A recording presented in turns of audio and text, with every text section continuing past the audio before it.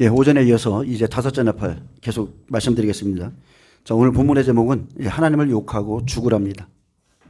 자, 하나님을 섬기고 있던 사람이 이제 너무나 아픈 시련을 겪으니까 결국은 너희 하나님을 욕하고 저주하고 죽으라, 이렇게 욥의 아내가 욥에게 말했습니다. 여러분, 이렇게 말할 수밖에 없는 환경과 시련이 우리 앞에 앞으로 이제 옵니다. 이것은 제가 과장하는 것도 아니고 실제 그렇습니다. 성경을 읽어보면, 우리가 계시록을 제대로 차근차근 읽어보면 주님 말씀 그대로죠. 죽기를 구하여도 죽지 못하고 죽음이 그들을 피하는 때가 온다. 근데 이것은 불신자들에 대한 이야기도 아니고 우리 신자들에 대한 이야기예요. 이 고난을 거치고서 너희가 죽음을 맛보고 살아서 천년왕국에 들어갈 것이다. 그 소리입니다. 자, 욥기 7장을 좀 보겠습니다. 여기에 보면 욥이 고난받는 모습이 그려져 있습니다. 그는 육체의 고난과 마음에 뼈를 깎는 고통과 괴로움 때문에 입을 열었습니다. 차라리 죽는 것을 택하리니 나를 놓아달라. 어느 때까지 하시겠습니까? 내가 여러 달째 고통을 받고 내게 고달픈 밤이 작정되어 있는데 어찌하여 나를 당신의 관역으로 삼으셔서 내게 무거운 짐이 되게 하셨나이까? 왜 내 허물과 죄악을 제거해 주시지 않습니까? 왜 내가 이렇게 회개해도, 내가 이렇게 하나님 앞에 빌어도 왜 하나님은 이 고통과 나의 죄악을 사해 주지 않습니까? 펑펑 우는 겁니다. 정말 절규가 나옵니다. 왜 회개할 것을 지금 몇 개월째 하고 있는데 왜 이 고통을 안 벗겨주세요? 왜 이 고난이, 이 귀신들이 안 떠나가게 합니까? 제가 그걸 겪었다니까요. 하나님 앞에 회개를 얼마나 많이 했는지 몰라요. 근데 이것은 원망이 아니죠. 저는 하나님을 원망해 본 적이 없어요. 욥도 마찬가지입니다. 이건 원망이 아닙니다. 영혼의 아픔, 마음의 괴로움 때문에 하나님 앞에 탄식하는 거예요. 하나님이 내 아픔을 들어주시고 그분만이 나의 소망이니까.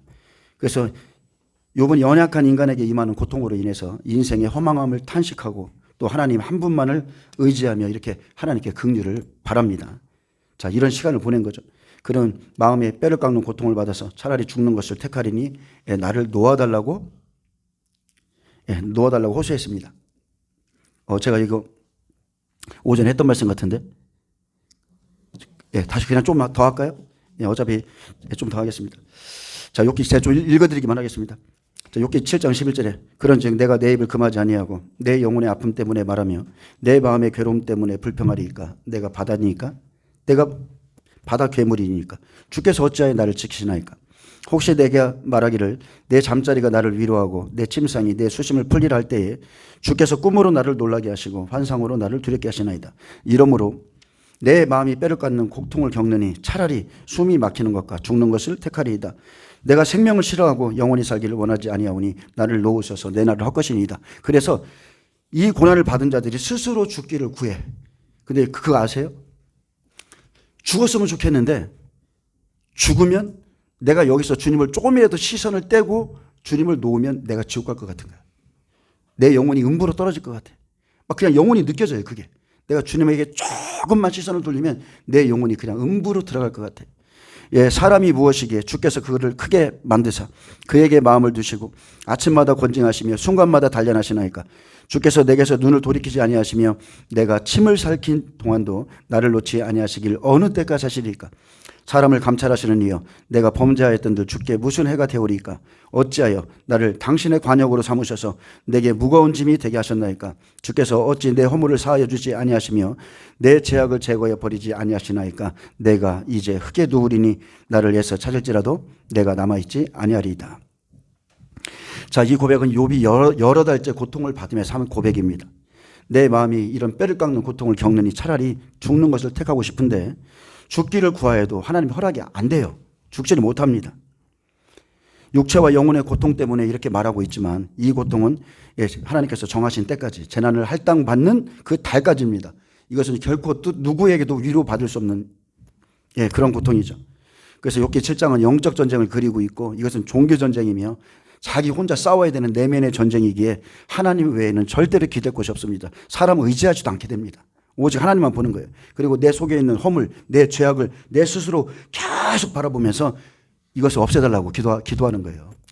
그렇게 하면 깨끗해집니다. 지금 제가 요새 좀 때가 좀 묻어가지고 요 모양인데 저렇게 기도하고 나오면 사람이 바뀌어요. 깨끗해져요. 형상이 나와. 주님의 형상이 나와요. 하나님께서 한 사람을 타깃으로 삼습니다. 그를 깊이 단련하실 때는 자신 안에 탄식하는 영혼을 보게 되고 마음이 말하는 것도 듣습니다. 하나님은 나에게 눈을 떼지 않고 그렇게 계시고 나도 알죠. 자신도 하나님의 눈을 피하거나 떠날 수 없음을 알게 돼요. 이것을 경험할 때 욕과 같은 고백이 나오는 겁니다. 사람이 무엇이기에 주께서 그를 크게 만드사 그에게 마음을 두시고 아침마다 권징하시며 순간마다 단련하나이까. 어느 순간도 주님이 손을 안 댈 데가 없어요. 다윗이 고백하죠. 그분이 누를 때 진액이 빠져나가는 것 같다고. 살짝만 누르면 우리 인간은요 그냥 진액이 다 빠지는 것 같아요. 주께서 내게서 눈을 돌이키지 아니하시며 내가 침을 삼킬 동안도 나를 놓지 아니하시기를 어느 때까지 하시리까. 자, 이렇게 누군가에게 타깃이 되면 하나님이 허락하시면 죄를 한번 쳐라. 저 종을 내가 써야 되겠다. 죄를 한번 쳐. 사탄이 명령을 받고 나가면 이런 삶을 경험하는 겁니다. 이것도 놀라운 은혜죠.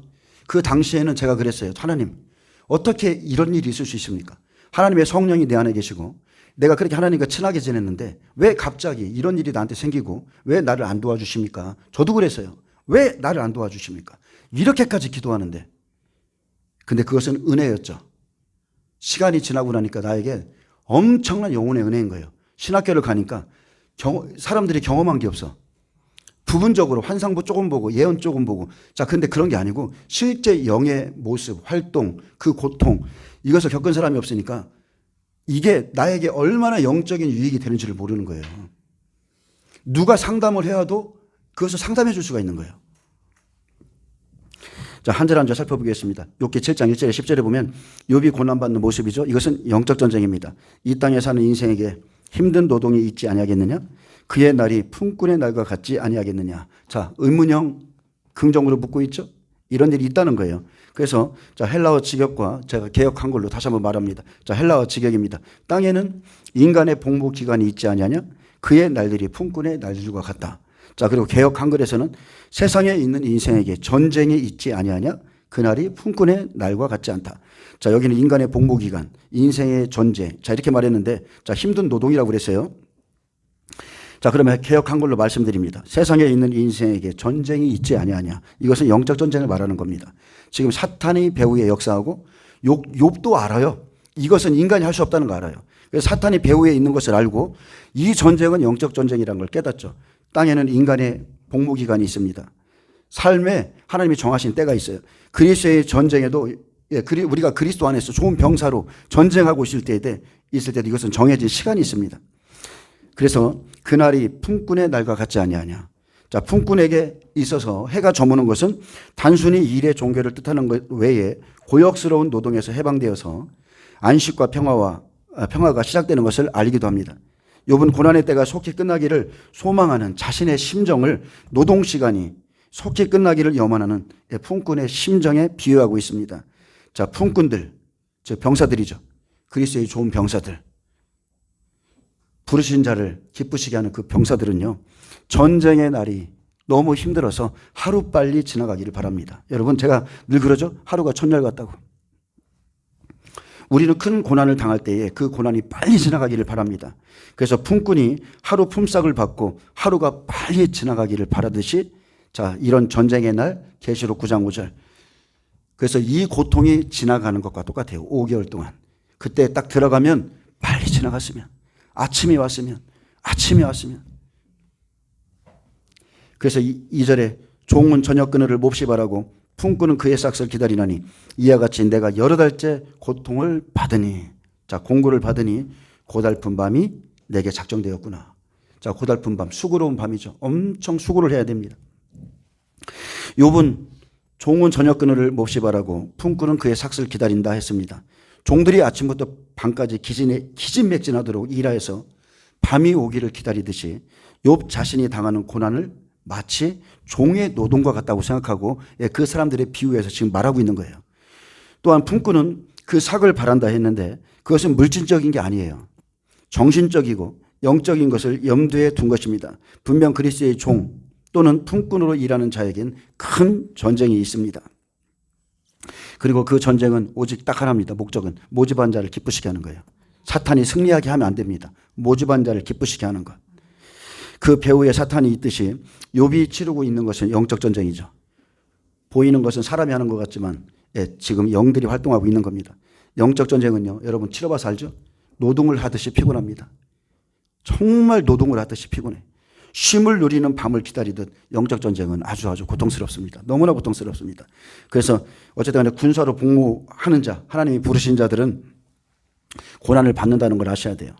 이와 같이 내가 여러 달째 고통을 받으니, 자, 여러 달째. 자, 다시 한번 말하면 그렇게 내가 재난의 달들을 할당받았다, 이 소리죠. 이 시간이 지금 우리가 계시록을 살펴보지만 5개월이라는 거. 여러 달은 5개월입니다. 고달픈 밤이 내게 작정되었구나. 자, 고생의 밤들이 내게 정해졌는데, 여러분 환난 날에는요, 여러분 기대하지 마세요. 우리에게는 고통스러운 시간만이 작정되어 있습니다. 자, 저도 노가다를 많이 떼봤습니다. 신학계를 다니면서도 많이 떼었어요. 낮에는 힘듭니다. 너무 힘들어. 근데 밤에는 잠자는 것이 소망이죠. 낮에 아무리 힘들어도 밤에는 잠을 좀 자면 돼. 근데 그날에는 밤이 언제 갈까? 여러분 두려운 날이, 영적 전쟁할 때는 밤낮이 없어요. 밤낮으로 괴롭힙니다. 그래서 욥이 치르고 있는 고난은 마치 종의 노동, 심한 육체의 노동과 같은 겁니다. 우리의 영이 활성화되기 위해서는 이 육체가 움직여야 돼요. 육체가 건강해야 기도도 끊임없이 할 수 있는 거고요.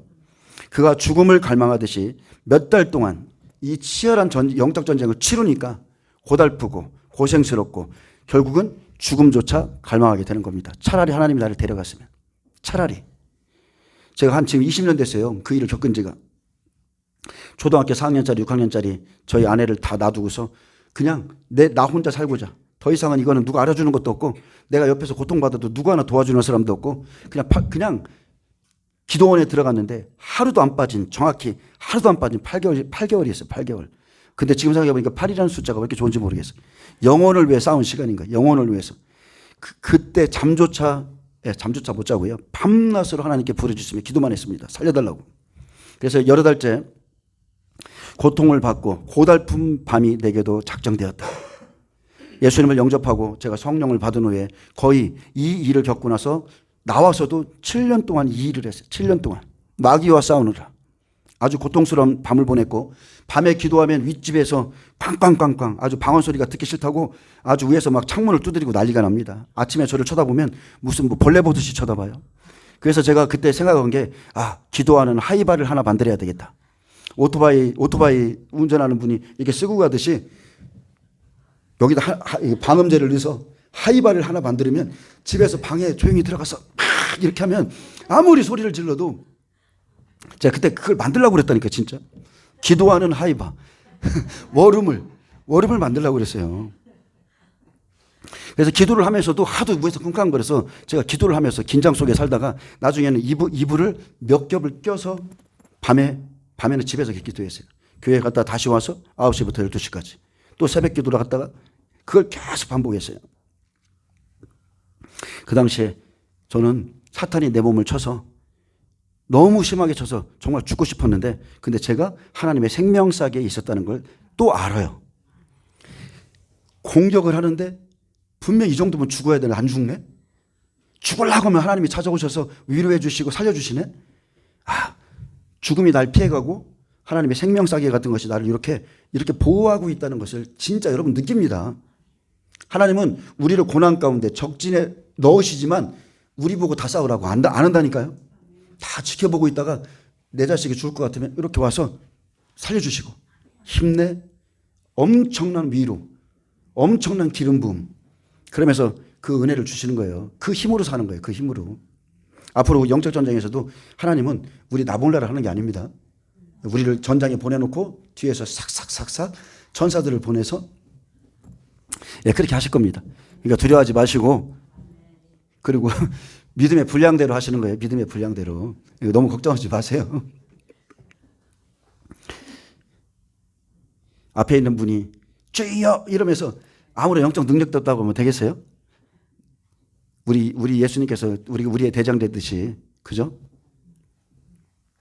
자, 4절에 보면 내가 누울 때면 말하기를 언제나 일어날까 언제나 밤이 갈까 하며 새벽까지 이리 뒤척 저리 뒤척 하는구나. 자, 욥이 말합니다. 언제나 밤이 갈까 언제나 끝날까. 죽지만 안 했지 죽음을 통과하는 날이죠. 잠을 못 자는 것은 그 고난이 얼마나 극심한가를 보여줍니다. 밤에도 두려워서 못 자요. 사탄이 치기 시작하면 밤에 잠 못 잡니다. 인간이 힘을 얻도록 하나님께서 주신 것이 밤입니다. 그래서 밤과 낮을 구분했어요. 근데 특히나 그가 사랑하시는 자에게 잠을 주신다고 약속했죠. 근데 하나님이 내버려 둘 때는 잠을 못 잡니다. 그렇게 밤에도 쉬지 못하는 것은 영원한 쉼이 없는 것과 같습니다. 밤낮으로 괴롭게. 그것은 가장 비참한 일이죠. 밤낮으로 괴로움 속에 갇혔지만 하나님께서 작정하신 시간까지는 죽고 싶으나 죽지 않습니다. 욥은 그리스도인입니다. 욥은 하나님의 것이에요. 근데 이 고난을 당한다니까요. 그래서 15절 16절에 보면 이러므로 내 마음이 뼈를 깎는 고통을 겪느니 차라리 숨이 막히는 것과 죽는 것을 택하리이다. 내가 생명을 싫어하고 영원히 살기를 원하지 아니하노니 나를 놓으소서. 내 날은 헛것이니이다. 이런 고난 가운데서 믿음을 지킨 자는 사망과 음부의 고통 속에서, 아멘. 여러분, 나팔이 부러지면 사망과 음부가 움직이잖아요. 지금 욥이 당하는 고통이 사망과 음부의 고통이에요. 사망과 음부의 고통 속에서 살아서 순교하는 시간을 보냈기에 그 영혼은 버리지 아니하고 이들이 살아서 천연왕국에 들어간다는 거예요.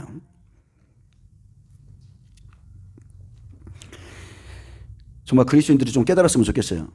부활하는 사람이 있고 첫째 부활하는 자가 있고 백보자 심판 이후에 부활하는 자가 있죠. 계시록 20장에 잘 써 있잖아요. 천연왕국이 지나기까지 살지 못한다고. 예. 그래서 또 그리고 휴거자가 있어요. 그리고 살아서 예비처에 들어갔다가 살아서 천연왕국에 들어가는 자가 있어요. 근데 이거를 알아야 되는데 이걸 못 깨달으니까 도대체 헷갈린 거예요, 사람들이. 자, 5절에 내 살에는 구더기와 흙덩이가 의복처럼 입혀졌고 내 피부는 굳어졌다가 터지는구나. 자, 욥의 피부, 욥의 가죽이 굳어졌다, 터졌다, 굳어졌다, 터졌다. 여러분 한번 생각해 보세요. 욥의 살에는 지금 구더기가 돌아다닙니다. 흙덩이가 입혀졌어요. 그의 피부는 마치 화상한 자의 피부처럼 굳어져 버리고 또 터져 버리고 계속 그러는 거예요. 이 고통을 지금 겪고 있는 겁니다. 계시록 9장 1절에서 11절처럼 고난받는 흔적을 보여주고 있죠. 그가 어떤 고난을 받았는지. 죽고 싶으나 죽을 수 없는 고난. 언제나 밤이 갈까? 언제나 끝날까? 실상 죽지만 안 했죠. 죽음을 통과하는 겁니다. 욥은 이 어둠의 시간을 보내면서 하나님 앞에 숨어있던 자기의 작은 의마저, 내가 예전에 이랬어. 내가 예전에는 내 눈이 처녀와 언약하지 않았고 내가 이렇게 도와줬고 자기의 그 조그만 의마저 다 버리고 그의 이름처럼 회개한 자, 그죠? 돌아온 자가 되어서 더 깨끗하고 더 순전하게 됐다는 겁니다. 허물과 죄악, 그 조그만 다 벗겨졌어요. 또 6절에 보면 나의 날은 베텔의 북보다 빠르니 희망 없이 보내는구나. 자, 베텔의 북이란 육안으로는 식별할 수 없이 빠르게 지나가는 인생의 덧없음을 비유한 말입니다. 여러분 베텔 본 적 있죠? 씨를 짤 때 휙휙휙 지나가는 거 빠르게. 그러나 성도들은 이러한 고난 가운데서도 어떤 큰 목적을 위해서 존재한다는 것을 이해하지 않으면 안 돼요. 베텔을 짜는 자의 목적. 베텔의 북이 아무리 빨라도 직물의 짜임새를 위해서는 충분한 시간을 필요로 합니다. 사실 베텔의 북은 왜 실오라기 사이를 왔다 갔다 하는지 그 이유를 몰라요. 그냥 왔다 갔다 해. 근데 그것을 짜는 분만 알고 있는 거죠. 그러나 이것은 보이지 않는 계획에 의해서 일하고 있는 겁니다. 얼핏 보기에는 그냥 내 인생이 목적 없이 왔다 갔다 하는 것 같지만 전체 그 직물의 패턴을 따라서 지금 짜면서 오고 가는 겁니다. 이처럼 하나님께서는 우리 각자의 삶 하나하나의 목적을 가지고 계시기에 고난 중에도 희망을 버리지 말아야 됩니다. 이런 고난이 올지라도 하나님의 목적이 있어. 목적이 있어. 하나님의 큰 기계는 그 경륜은 그의 영원한 계획에 따라서 움직이고 있는 겁니다. 우리에게 어떤 것이 허락이 됐다면 그것은 우리의 유익을 위해서예요. 내 생명이 한낱 바람 같음을 생각하옵소서. 나의 눈이 다시는 행복을 보지 못하리이다. 나를 본 자의 눈이 다시는 나를 보지 못할 것이고 주의 눈이 나를 향하실지라도 내가 있지 아니하리이다. 구름이 사라져 없어진 같이 스울로 내려가는 자는 다시 올라오지 못할 것이오니 그는 다시 자기 집으로 돌아가지 못하겠고 자기 처소도 다시 그를 알지 못하리이다. 여러분 우리의 삶을 한번 생각해 보세요. 우리는 단 한 번 이 땅에 주어져서 우리는 바람처럼 삽니다. 바람처럼 이 세상을 잠시 스쳐가는 겁니다. 영원이라는 시간에 비하면 우리 인생은 그런 겁니다. 그러므로 호흡이 붙어 있는 한 여러분은 최선을 다해서 사셔야 돼요. 주를 위해서. 욥은 고난이 극심해지자 희망을 잃어버리고 자신이 죽어 이제 무덤으로 들어가게 될 것이라고 생각했습니다. 아, 난 이제 죽겠구나. 더 이상은 예전처럼 그 사회의 일원으로 돌아가지 못하겠구나. 그리고 앞으로 사랑하는 자와 더불어서 행복을 느낄 수 없을 것이다. 이렇게 완전히 좌절했고요. 하나님으로부터의 도움을 이제 얻지 못한다면 자기는 세월에 들어가서 다시 오지 못할 것이라고 생각했습니다. 아, 나는 이대로 끝났다. 나는 끝났어. 내 자녀 다 걷어가고 아내마저 떠나가고 나는 끝났어. 친구들마저 나를 정죄하고 다시는 집에 가지 못하겠구나. 여러분, 이 완전한 절망 가운데 들어갑니다. 완전한 절망. 욥은 결코 자신의 삶의 소망이라고는 찾아볼 수 없다고 단정했습니다. 하나님께서 자기의 까닭없는 고난에 대해서 정의로 간섭해 주시지 않자 욥이 한 유일한 불평이 이런 겁니다. 그는 하나님의 돌보아 주심을 바라고 있었지만 하나님의 때를 좀 더 기다리지 못했습니다. 우리의 신앙생활도 마찬가지죠. 우리가 부르짖을 때가 있습니다. 하지만 잠잠히 하나님의 뜻이 실현되기를 기다릴 줄 알아야 되고 또 그 가운데서 여러분 침묵할 줄도 알아야 돼요. 내가 기도해놓고 하나님이 내 삶에서 지금 일하시고 계심을 그 순간순간마다 불평하고 할 필요가 없습니다. 장차 소망을 잃어버릴 만한 고난이 우리에게도 닥쳐옵니다. 하나님은 그 시간을 5개월로 정하셨다는 것. 여러 달인데 여러분 5개월이라고 그랬어요. 우리가 받을 고난은 5개월입니다. 여러분 꼭 이것을 기억하셔야 돼요. 이런 일이 시작되거든. 아, 내가 여기서 5개월만 버티면 된다. 그리고 또 그 다음에 이제 다른 차원이죠. 예, 믿음의 백배들이 이제 시험 받는 시간으로 넘어가는 거죠. 자, 이제 또 하나의 복병이 생깁니다. 9절 보겠습니다. 그의 아내가 그에게 이르되 당신이 그래도 자기의 온전함을 굳게 지키느냐 하나님을 욕하고 죽으라. 여기서 욕한다는 것은 저주하라는 뜻이에요. 욥이 가장 비참해졌을 때 악창에 의해서 고통받고 정신이 다 무너져 있을 때 그의 아내는 위로와 격려를 해주기보다 당신은 아직도 당신의 완전함을 붙들고 있군요. 하나님을 저주하고 죽으세요. 라고 이렇게 비난했습니다. 이처럼 많은 사람들은요, 자신들이 보고 관찰한 경험적 사고를 바탕으로 욥의 아내와 같은 결론을 내립니다. 내가 눈으로 보는 것을 통해서 결론을 내려버려요. 하나님으로부터 온 계시적인 증거들을 먼저 생각하지 않는다면 보는 것으로 판단하는 자는 이 같은 오류를 범할 수 있습니다.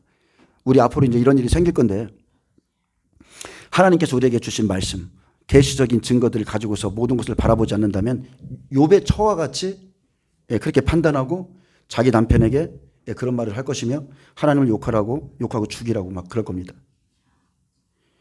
자, 근데 이 여인은 여러분 잘 보세요.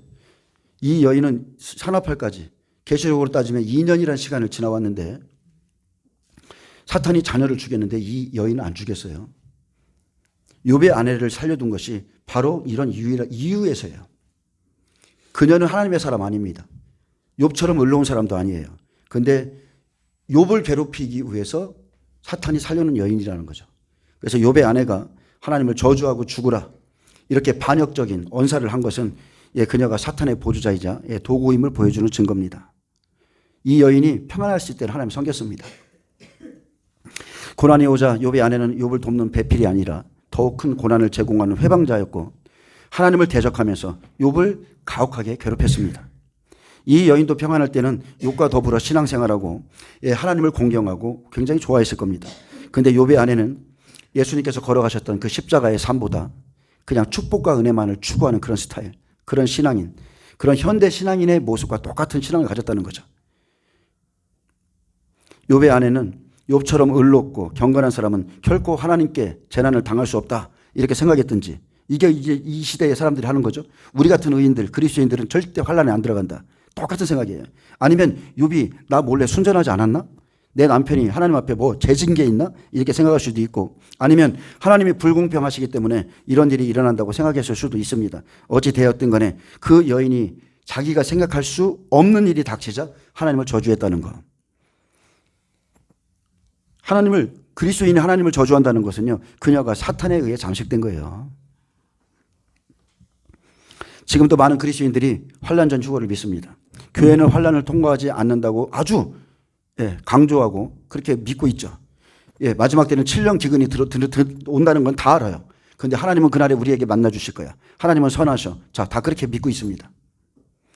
그런데 거짓 복음을 믿은 자들이 환란에 들어가면 욥의 아내와 같이 시험에 빠져서 화를 당하는 겁니다. 이 여인이 실족한 것은요, 자기의 잘못된 믿음 때문에 실족한 거예요. 자기의 믿음 없음 때문에. 욥과 같이 하나님이 우리에게 복을 줬으면 화도 당하는 것이 당연하지 않느냐? 이런 신앙을 가진 자들은 절대로 이런 시험에 안 빠집니다. 계시록 22장 16절은 말합니다. 예수님은 환란을 통과해야 될 교회들을 향해서 경고했어요. 나 예수는 교회들을 향하여 이것을 기록했다. 그죠? 이 모든 환란은 교회들을 향해서 준비한 거다. 그래서 너희가 이것을 깨닫고 환란을 통과할 준비를 해야 된다는데, 우리는 성경을 제대로 찬찬히 읽어보지도 않으면서 그냥 떠드는 소문, 환란 전 죽어된다. 그 정도의 신앙의 수준을 갖고 있는 겁니다. 마태복음 24장 25장에 그런 예수님께서 마지막 때를 경고하신 걸 한번 보세요. 욥의 아내는 이렇게 60배들이 떨어지는 자의 예표예요. 예표. 산업할까지는 어찌됐든 간에 넘겼어. 요셉의 때도 마찬가지죠. 2년이 되기까지는 어찌됐든 간에 넘겼어. 2년이 지나니까 식량이 떨어지니까 자기 몸을 바로에게 바치러 나오잖아요. 똑같은 겁니다. 욥의 아내도 이렇게 떨어지는 자의 예표고요. 그녀는 온아팔의 첫 번째 화를 당하는 자의 예표입니다. 또 창세기 19장에 보면 멸망하는 소돔성에서 나오다가 욥의 처가 뒤돌아봐서 소금 기둥 됐죠. 아브라함은 100배, 욥과 욥의 아내는 그냥 60배라고 볼 수 있어요. 자, 60배 하니까 아주 이상하게 생각하는데 예수님이 직접 말씀하신 거예요. 옥토에서만 100배, 60배, 30배가 나온다. 그것은 축복을 얘기하는 게 아니라 믿음의 사람들이 그렇게 나온다는 거예요. 100배, 60배, 30배. 하늘에 거하는 자, 땅에 거하는 자, 낙원에 들어갈 자가 따로 있다는 거예요. 성경을 똑똑히 보고서 자기들이 깨달아야지. 100배, 60배, 30배 믿음이 있다니까 이단시예요. 그래서 이것은 소금 기둥이 되었다는 것은 말씀대로 되었다는 거예요. 말씀대로 그대로 이루어졌다. 하나님이 여호와께서 말씀하신 그대로 이루어졌다. 그래서 소금 기둥이라는 거예요. 소금은 변치 않는 약속을 의미하는 겁니다. 그대로 됩니다. 그래서 60배들은 이렇게 떨어지는 겁니다. 하나님이 알려줬고 여기에 심판이 있을 거라는 거 다 알려줬는데 사위는 농담으로 여기고 아내는 그냥 세상으로 돌아보고 그때 가면 다 떨어집니다. 욥기 2장은 60배들의 시험입니다. 시험에서 떨어진 자들이 그걸로 끝나나요? 아닙니다. 실족한 자들은 반드시 누군가를 무너뜨립니다. 가장 가까운 자의 믿음을 흔들어 놓습니다. 내가 안 믿기 때문에, 내가 못 믿기 때문에 반드시 누군가에 영향력을 끼치게 돼 있어요. 하하도 그랬습니다. 하하가 먼저 쓰러지고 아담을 무너뜨렸어요. 환란 속에서는 여러분 믿음이 없어서가 아니라 믿음의 사람들이 믿음을 지키기 때문에 고난을 받는 것이라는 거 꼭 믿으세요. 나에게는 고난이 없다고요? 당신의 믿음이 안 되는 겁니다. 그 정도의 믿음이었기 때문에 고난을 안 받는 거예요. 욥이 고난 받을 때 사탄에게 허락한 고난인데 욥의 친구들은 고난 안 받아요. 가치가 없거든요. 그래서 마지막 장에 뭐라고 합니까? 니들이 욥에게 잘못했다고 말하지 않는 이상 내가 너희를 용서하지 않겠다고 그랬어요. 욥에게 먼저 가서 너희들이 한 모든 말을 사과하고 나에게 번제를 드리고 욥이 번제를 드릴 때 그때 너희를 용서해 줄게 그랬어요. 믿음, 너희가 이렇게 고난받는 것은 너희가 하나님을 잘못 섬겨서 그래. 얼마나 참소했습니까? 근데 결국은 자기들이 잘못했음을 깨닫는 거죠. 코로나가 터졌을 때 어떻습니까? 믿음이 있어 보였던 그 교회, 믿음이 있어 보였던 그 종들, 정말 믿음이 좋아 보였던 그 성도님들 어때요? 다 떨어지면서 욥의 처와 똑같은 일을 했습니다.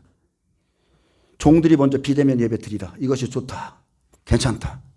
성도들은 교회 안 가고 예배 안 드리니까 좋죠. 지금까지도 무너져 있는 분들이 있어요. 그것이 주위 사람들에게 괜찮다고 그러면서 무너지는 겁니다. 마지막 시대 여러분이 우상 숭배하는 것도 마찬가지 똑같은 원리로 되는 겁니다. 종들이 먼저 우상에게 경배하고 성도들에게 우상 숭배해도 괜찮다. 한 번만 고개 숙여. 또 내가 짐승의 표를 받아봤는데 너무 편해. 이거만 있으면 아파트 들어가고 뭐 들어가고 물건 사고. 야, 받아. 자기가 받으면 다 싫은 거예요. 받으면 안 된다고 말하는 거 싫은 거예요. 백신해가지고 아니 앱스타인 파일에 정말 무식한 것들이 정말 자기의 영혼에 대해서 무식하니까 앱스타인 파일에 빌 게이츠랑 2015년부터 이것을 만들어서 전 세계 노차라고 다 한 그 파일까지도 지금 미 국회에 올라와 있는데 아직까지도 그걸 가지고 내가 말한 것 갖고 이단시하고 백신 맞지 말라 하겠다고 저한테. 이 바보 같은 것들 아니에요? 다 올라와 있어요. 다. 미 청문회에 있어도 그게 그 안에 독극물이 들었다고 다 얘기를 했고. 무식하니까 그러는 겁니다. 영적으로 무식하니까. 자기 영혼에 대해서 경성을 안 하니까. 그러니까 깨어있는 사람들이 말하면 들어야 되는데 안 들어요. 그렇게 하고 다른 사람들에 다 맞으라고 그러고. 아, 오늘 좀 화나네. 자, 10절에 보겠습니다. 어쨌든 우상숭배도 그렇고요. 짐승의 표도 그렇게 맞습니다. 위에 있는 사람이 무너지면 다 무너지는 겁니다. 자기 종들 다 갖다 바치는 거예요. 그가 이르되 그대의 말이 한 어리석은 여자의 말 같도다. 우리가 하나님께 우리 복을 받았은지 화도 받지 아니하겠느냐 하고 이 모든 일에 욥이 입술로 범죄하지 아니하니라. 욥의 고백처럼 생명과 구원의 복을 받은 자라면 재앙을 받는 날도 온다는 것을 여러분 꼭 명심하셔야 됩니다. 자, 욥은 그대의 말이 한 어리석은 여자의 말 같도다. 우리가 하나님께 복을 받았은즉 화도 받지 아니하겠느냐 이렇게 질책했습니다. 여기서 어리석다는 말은요, 이 자연적인 어리석음이 아니에요. 마음과 하나님을 믿고 있으면서 마음과 지식이 더럽혀지고 타락했을 때 사자들은 그 인격적인 타락을 어리석다고 말하는 거예요. 네가 하나님을 믿으면서도 하나님을 섬긴다고 말하면서도 하나님의 말씀을 믿지 않는 네가 어리석은 자다. 그녀는 이것은 인격적인 타락을 말하는데 그녀는 욥에게 지금 뭐 하고 있다고요? 나발되고 있는 겁니다. 나발. 즉 그녀의 말은 참된 하나님을 알고 그를 경배하는 자의 말이 아니라 이방인의 말과 똑같다는 소리예요. 이방인이 하듯이 너는 하나님을 그렇게 대한다. 이방인들의 신앙이 어때요? 철저히 자기중심적입니다. 좋으면 좋고 쓰면 뱉어버려요. 이게 이방인들의 신앙이에요. 그래서 자기의 삶의 형편에 따라서 한 신을 섬기다가 이것도 해보고 저것도 해보다가 안 되면 신을 옮기는 거야. 맞지 않으면 또 다른 신을 찾아가. 우리도 똑같죠. 이 복음이 맞지 않으면 나를 좀 이렇게 위로해주고 해줄 복음을 찾아가는 거야. 다른 예수, 다른 영, 다른 복음을 찾아서 그래 내가 이걸 믿고 있으면 나를 어떻게 되겠지? 엄청나게 어리석은 여자죠. 다윗의 신부가 되는 아비가일의 남편 이름이 나발입니다. 그는 비열한 사람이죠. 다윗이 자기를 보호해줘서 자기가 번성하고 양들이 많아졌는데 그가 소유를 좀 달라고 우리에게 좀 먹을 거 달라고 하니까 다윗을 무시해버립니다. 예, 정말 그는 비열한 사람이죠. 은혜를 모르는 사람이에요. 그는 다윗이 보낸 그 사람들에게 나발나발 대다가 죽었어요. 이처럼 어리석음은 히브리어로 나발입니다. 나발, 불신앙, 비열한 사람. 이게 나발이란 뜻이에요. 불신앙인, 예, 비열한 사람. 그래서 이 말은 히브리어 나발에서 유래되었는데 기본 어근이 있습니다. 시들다. 자, 믿음의 사람이죠. 근데 시들어요. 떨어지다, 실패하다, 실신하다는 뜻으로 즉 한마디로 말하면 실패한 사람, 믿음에서 떨어진 자를 나발이라고 부른 겁니다. 그러므로 욥이 아내에게 말한 거예요. 너 나발되지 마. 너 나발 되지 마. 이상합니까? 욥은 번영과 고난이 모두 하나님으로부터 오는 것이라 받아들였고 그는 기꺼이 하나님의 뜻에 복종하겠노라 그렇게 했습니다. 이 모든 일에 욥이 입술로 범죄하지 아니하리라. 이렇게 욥과 같이 시인하는 자는 환난을 이기고 나옵니다. 여러분 가만히요 자신을 한번 보세요. 자신을. 예수님께서 나에게 주신 그 생명의 가치가 뭔지를. 여러분이 자식이 어디 아프거나 뭐 하면 다 줄 수 있죠. 내 재산을 팔아서라도 고치고 다 할 수 있죠. 하나님이 우리에게 그렇게 했습니다. 우리에게 그런 생명의 가치를 가져야 돼요. 생명을 받았기에 여러분은 생명을 지키기 위해서 여러분 싸우셔야 돼. 우리에게 주신 영혼의 생명. 그래서 그것을 지키기 위해서 여러분은 고난을 받을 것이고 그 고난 가운데서 여러분은 예수님이 싸우신 것처럼 십자가를 지고 싸워야 됩니다. 이렇게 60배의 시험에서 떨어진 자들, 어리석은 여자의 말과 같습니다. 여러분 사람들은 어리석은 말로 떨어집니다. 어리석은 말. 가짜는 지식으로 교회를 이단시하고 폄하하고 어리석어서 그런 거예요. 하나님은 절대 그냥 안 놔둡니다. 우리는 구원의 복을 받았기 때문에 재앙도 받습니다. 모든 일에 그런데 욥이 입술로 범죄치 않았어요. 그렇듯이 5개월의 시험 가운데 욥과 같이 시인하고 고백하는 자는 환난을 이기고 나옵니다. 더 큰 축복받습니다. 그래서 여러분 보세요. 자, 욥의 생각과 욥의 아내의 생각이 틀리죠? 여러분 어떤 생각을 갖고 있습니까? 욥과 같이 복도 받았으니 화도 당연히 받아야 된다고 생각합니까? 아니면 절대 그럴 수 없다. 이게 하나님이냐? 어떻게 우리에게 이럴 수 있느냐? 나는 욥과 같은 사람인가? 욥의 아내와 같은 사람인가? 그런 생각을 갖고 있는 거 여러분 스스로 한번 살피셔야 돼요. 그게 마지막 때를 대하는 태도가 결정되는 겁니다. 마지막 때를 대한 태도. 자, 11절에 그때 욥의 친구 세 사람이 이 모든 재앙이 그에게 내렸담을 듣고 각각 자기 지역에서부터 이르렀으니 곧 대만 사람 엘리바스와 수아 사람 빌닷과 나아마 사람 소발이라. 그들이 욥을 위문하고 위로하여 서로 약속하고 오더니 눈을 들어 멀리 보매 그가 욥인 줄 알기 어렵게 되었으므로 그들이 일제히 소리질러 울며 각각 자기의 겉옷을 찢고 하늘을 향하여 티끌을 날려 자기 머리에 뿌리고 밤낮 7일 동안 그와 함께 땅에 앉았으나 욥의 고통이 심함을 보므로 그에게 한마디도 말하는 자가 없었더라. 얼마나 멋진 친구들입니까?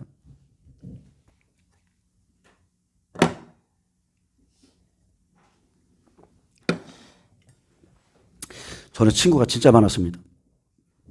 저는 친구를 진짜 좋아했어요. 친구도 많고 선배도 많고 많았어요. 예수님 믿고서 한 사람도 없습니다. 지금. 그냥 오직 하나님만 바라보고 살았어요. 오직 하나님만. 이제 하나님을 욕하고 죽으라. 이 아내의 배반을 이기고 났더니 이제 또 새 친구가 찾아옵니다. 사람의 말대로, 사탄의 말대로 욥이 하나님을 욕하고 떨어지는지 안 떨어지는지 여러분 시험이 끝난 게 아니에요. 여러분 환난은 쉬지 않고 계속 찾아오는데 친구들로부터 가장 나에 가까운 친구들로부터 이제 나를 무너뜨리기 위해서 찾아오는 겁니다. 가장 가까운 사람들. 환난 전에는 나랑 친구였다니까요. 나랑 이 교회 안에서 같이 밥 먹고 다녔다니까. 서로 대화했다니까. 근데 환난을 대하는 시험을 대하는 그들의 마음과 욥의 마음이 틀리기 때문에 결국은 붙게 됩니다. 가장 가까운 욥의 친구 세 사람이 욥의 소식을 듣고 욥을 위로하고자 찾아왔습니다. 멀리서 보아도 욥의 모습이 알아보기 어려울 정도로 일그러져 있었고 욥의 심한 고통을 보며 그들은 아무 말도 못하고 그냥 있어주는 거예요. 그를 위해서 슬퍼하며 7일이나 밤낮 함께 있어줬습니다. 엄청난 힘이 되죠. 겉으로 보기에는 이런 친구들 없습니다. 정말로 좋은 친구들이에요. 욥의 고난을 보고 자기 고난을 보듯이 아파하고 인간적으로 보기에 정말로 대단한 친구들이죠. 재난을 당하여 낙심한 친구를 위로하려 했던 그들의 선한 동기. 높이 살만하죠. 내 친구를 위로하러 가야 되겠다. 근데 그들은 결국 며칠 안 가서 입을 여는 그 순간에 욥을 찾아온 목적을 상실하기 시작했습니다. 욥을 찾아온 목적을 상실했어요. 이제 신앙 안에서 싸우는 겁니다. 그들의 말과 욥의 말 안에서 신앙을 가지고 싸우는 거예요. 하나님의 말씀을 가지고 싸우는 거예요. 그때부터. 믿음 안에 있기에 함께 울어줄 수 있지만 진리적인 측면에서 벗어나면 그때부터 대적이 되는 겁니다. 아멘? 저도 여러분이 아프면 얼마든지 울어줄 수 있어요. 근데 진리를 대적하는 거는 제가 못 참는 거예요. 이것은 우리의 영혼과 직결되어 있거든요. 여러분 계시록 시대는 다른 게 없어요. 알곡과 쭉정이를 나누는 시간이에요. 아무것도 없습니다. 그냥 이제 잘 자라서 알곡과 쭉정이를 나누는 시간이에요. 그래서 오직 그때는 진리의 검으로 무장하고 오직 믿음으로 인내하고 이기는 시간입니다. 다른 게 없습니다. 인간적인 관계요. 여러분 영혼이 지금 천국이냐 지옥이냐 그 안에서 인간적인 그런 이게 유지가 될 것 같아요? 안 됩니다. 욥을 위해서 함께 울어주었던 그 친구들은요. 욥의 말들입니다. 환난 전에 내가 붙들어주던 친구들이라고 그랬어요. 내가 환난 전에 그들을 붙들어줬다. 근데 환난 속에 들어가니까 그들이 대적하죠. 끊임없이 대적합니다. 욥이 환난 전에 살아온 모습을 친구들을 통해서 보여주는데 육신적으로 싸우는 이 인간관계를 보여주죠. 욥은 참 좋은 사람이었습니다. 그러나 환난 속에 들어가면 구원은 각자의 복이에요. 욥이 자녀의 생명 대신해 줄 수 없고 아내의 생명 대신해 줄 수 없고 하나님 앞에서 각 사람 그대로 심판받습니다. 믿음대로. 정말 겉으로 이런 친구 없습니다. 인간적으로 보기에 너무 좋고 대단해 보이고 너무나 귀한 친구들이죠. 그러나 알곡과 쭉정이를 키재라는 시간이기에 이때는 자기 믿음으로 그냥 인내하고 하나님 붙들고 싸워서 이기고 나오셔야 돼. 여러분 지식이라는 건 생명이 아니에요. 많은 사람들이 성경만 읽으면 이게 생명인 줄 착각해. 하나님은 생명을 거기에 두지 않았어요. 그분의 영이 오셔야 돼요. 먼저는 물이지만 말씀이지만 그 다음에 그분의 성령 받아야 돼요. 책만 읽고 성령이 없기 때문에 그런 일을 하는 겁니다. 성령이 없어요. 그러니까 기도를 못해. 그리고 매일 지식 가지고 논쟁만 해. 변론해. 야, 귀신 쫓으려면 이렇게 해야 돼. 아, 변화산의 영광 올라갔더니 좋대. 모세도 있고 엘리야도 있고 내려와서 귀신 하나 쫓아내지 못하면서 변론만 하는 이 신앙이, 여러분 이런 신앙 가지면 안 됩니다. 이것은 지식입니다. 생명 아니에요. 환란 속에 들어가면 마귀와 싸울 때 이런 신앙들은 다 무너집니다. 이 사람들은 욥이 겪는 재앙의 수준에 참여할 수 있는 사람이 아니에요. 아무리 옆에서 떠들고 아는 것처럼 말하지만 욥의 수준에 참여할 수가 없어요. 그런 믿음의 수준이 아닙니다. 고난 중에 위면하고 위로해 주러 왔을지라도 생명의 가치관, 고난과 시험에 대한 견해가 완전히 다르고 하나님을 아는 그 깊이와 지식이 틀린 거예요. 마지막 때에는 믿음의 종류 다 드러납니다. 여러분, 믿음엔 종류가 있어요. 에서버드 사빌라 7교회를 보여주시면서 그 가운데서 칭찬한 교회가 있고, 너희는 살았으나 죽은 자다. 너희는 발람의 교훈, 이세벨의 교훈에 다 빠져 있다. 회개하지 않으면 죽는다. 여러분, 믿음이 똑같아요? 믿음이 다 틀린 거예요. 그리고 믿음에 따른 시험이 각각 다르다는 거. 그래서 노아의 방주에 짐승들 올려보낼 때도 각각 그 종류대로 보내는 거예요.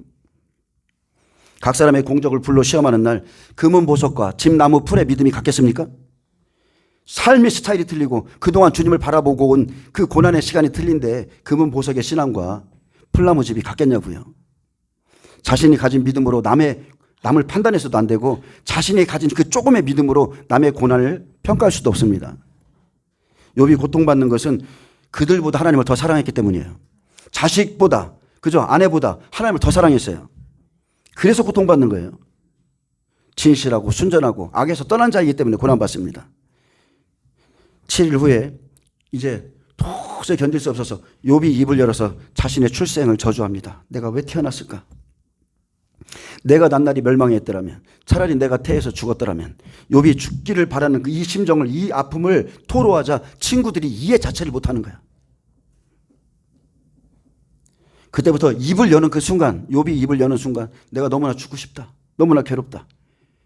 그때부터 친구들이 하나같이 욥을 대적하기 시작합니다. 여러분, 고난을 직접 받는 자와 고난을 지켜본 자는 그렇게 틀린 거예요. 여러분이 한번 하나님의 타깃이 되어보세요. 사탄의 타깃이 되어보세요. 하나님의 말씀으로 욥의 신앙을 충고할 수 있지만 욥의 고난에는 하나도 맞지 않는 말이고 그에게 괴로움만 줄 뿐인 거예요. 그들은 경험된 하나님을 아는 게 아닙니다. 그들은 경험된 하나님이 아니에요. 그냥 하나님에 대한 지식만 갖고 있는 사람들이에요. 그래서 욥을 책망하면서 이렇게 말합니다.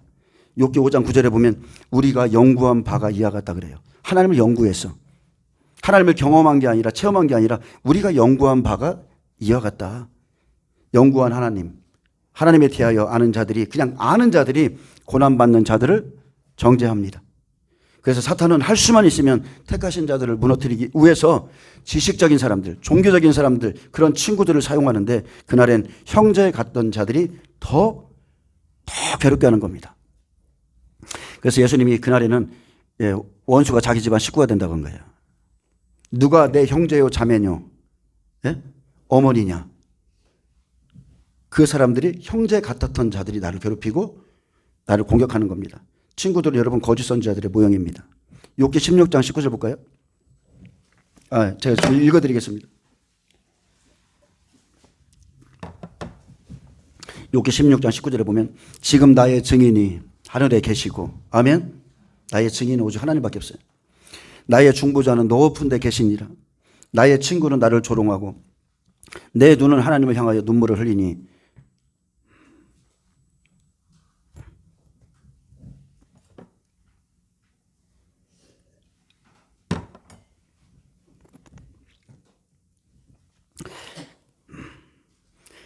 사랑과 하나님 사이에와 인자와 그 이웃 사이에 중재하기를 원하노니.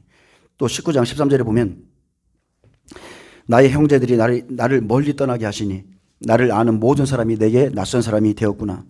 내 친척은 나를 버렸으며 가까운 친지들은 나를 잊었구나. 내 집에 머물러 사는 자와 내 여종들은 나를 낯선 사람으로 여기니 내가 그들 앞에서 타국 사람이 되었구나. 내가 내 종을 불러도 대답하지 아니하니 내 입으로 그에게 간청하여야 하겠구나. 내 아내도 내 숨결을 싫어하며 내 허리의 자식들도 나를 가련하게 여기는구나. 어린아이들까지 나를 업신여기고 내가 일어나면 나를 조롱하는구나. 나의 가까운 친구들이 나를 미워하며 내가 사랑하는 사람들이 돌이켜 나의 원수가 되었구나. 내 피부와 살이 뼈에 붙었고 남은 것은 겨우 잇몸뿐이구나.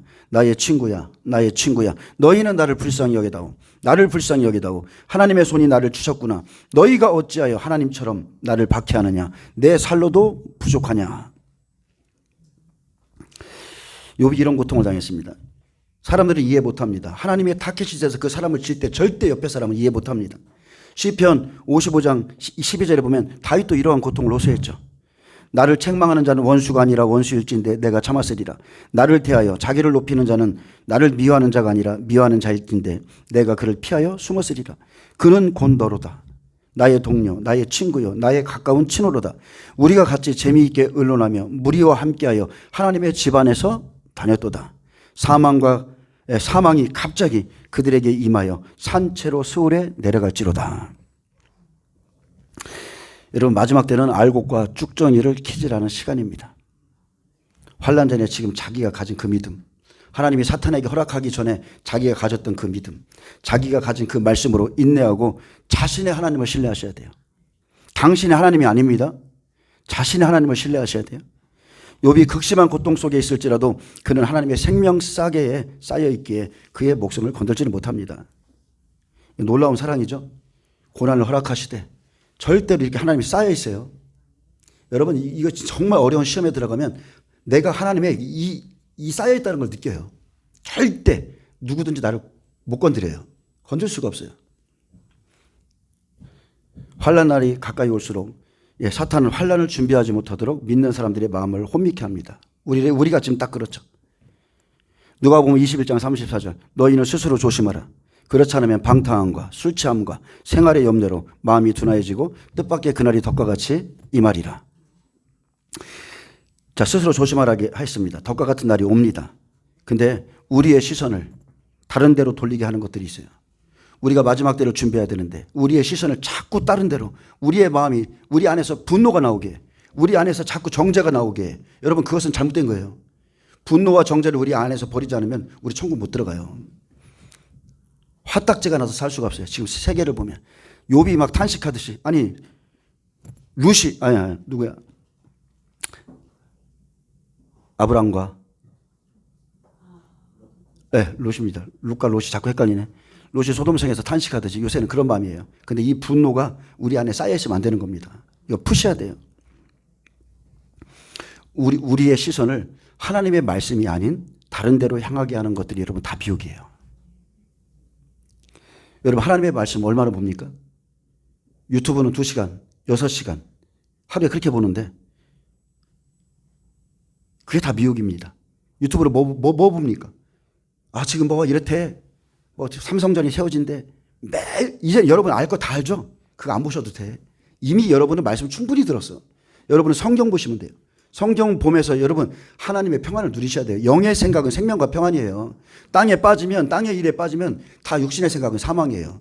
매일 근심, 걱정, 염려밖에 안 들어옵니다. 악의 영들의 활동은요, 이미 교회를 장악했고요. 구원받은 자들의 마음까지 혼탁하게 해서 하나님의 말씀을 못 듣게 합니다. 마지막 때 여러분 지금 많이 들어놓으셔야 돼요. 저도 이 유튜브 요번만 나가고 이제 끊을 겁니다. 안 할 겁니다. 정말 이런 것들이 내 영혼을 다 더럽혀요. 신경 써야 되고 뭐 해야 되고 너무나 우리의 마음을 혼탁하게 만듭니다. 육신의 길, 영의 길 여러분 틀리죠. 많은 사람들이 육신의 길을 걸어가면서 자기가 지금 하나님의 길을 걸어간다고 착각해요. 육신으로 싸우고 있으면서 하나님의 싸움을 하고 있다고 착각해요. 여러분, 교회는 천국의 문을 열어주고 그 길로 가는 길을 제시하는 곳이에요. 여러분이 교회에서 하나님의 말씀을 안 들으면 어디서 듣겠습니까? 세상에 나가서 하나님 말씀 들을 수 있어요? 교회에서 듣는 거예요. 육신의 생각은 아무리 많이 해도, 육신의 말은 아무리 많이 해도 여러분 그것은 사망입니다. 절대 사망이에요. 영의 생각, 영의 말 이런 모든 것들이 생명과 평안이고 그 나머지 것들은 다 사망입니다. 누가복음 8장 12절은 말합니다. 길가에 있다는 것은 말씀을 들은 자니. 자, 여러분의 마음밭에서 살펴보세요. 내가 옥토인지 길가밭인지 가시떨기밭인지 지금 내가 무엇 때문에 고민해서 하나님의 말씀이 결실하지 못하는지 나를 살펴보세요. 그러면 여러분이 몇 벤지가 나와요. 길가에 있다는 것은 말씀을 들은 자니 이에 마귀가 가서 그들이 믿어? 여러분 말씀 들었죠? 제 말씀이 믿어지나요? 그들이 믿어 구원을 얻지 못하게 하려고 말씀을 그 마음에서 빼앗는 것이요. 이게 길가밭입니다. 돌짝밭은 더웁니다. 돌짝밭은 말씀이 떨어지는 그 순간에 마귀가 와서 뺏어가요. 그래서 말씀을 듣고 그 말씀을 빼앗기지 않는 자가 구원을 받습니다. 그래서 네가 나의 인내의 말씀을 지켰으니 나도 환난의 때에 너를 지켜주겠다 그런 거예요. 나의 인내의 말씀을 지켰기 때문에. 엘리바스가 욥을 정죄합니다. 근데 정죄하는 이유가 뭐냐? 자기가 본 환상이에요. 자기가 본 환상으로 야 하나님 나에게 이걸 보여주셨어. 욥을 정죄하고 판단했습니다. 그러나 그가 보았다고 말하는 모든 것들이 하나님께 주신 것이 아니죠. 자기의 마음에 따라서 본 거야. 그가 한 말들은 올바른 것 같지만 지금 욥이 왜 시험을 받고 왜 하나님이 이렇게 하시는지에 아무 상관없는 말이에요. 아무 상관도 없는 환상이에요. 사탄이 욥을 치도록 허락받았을 때 그의 친구들은 하나의 고난도 없었고 그들은 늘 평안했다는 거. 사탄은 그들을 건들지도 않았습니다. 가짜라는 거죠. 가짜입니다. 믿음의 차원이 틀린 거예요. 욥이 고통받는 것은 이제 말씀했습니다. 욥이 고통받는 것은 그가 온전하고 정직하고 악에서 떠난 자였기 때문이에요. 그게 고통받는 이유입니다. 내가 하나님을 진실하게 섬기려고 하니까, 내가 하나님을 좀 따라가 보고 싶은데 그렇게 살려고 하니까 옆에서 나를 힘들게 하는 거예요. 내가 하나님의 말씀대로 한번 순종하고 살아보려고 하니까. 우리는 꿈과 환상과 예언이 풀어지는 마지막 시대를 살고 있습니다. 근데 여러분이 따라갈 것은 영원히 변치 않는 하나님의 말씀밖에 없어요. 꿈, 환상, 계시 부분적으로 저도 봤습니다. 봤지만 영원히 변치 않는 것은 하나님의 말씀밖에 없어요.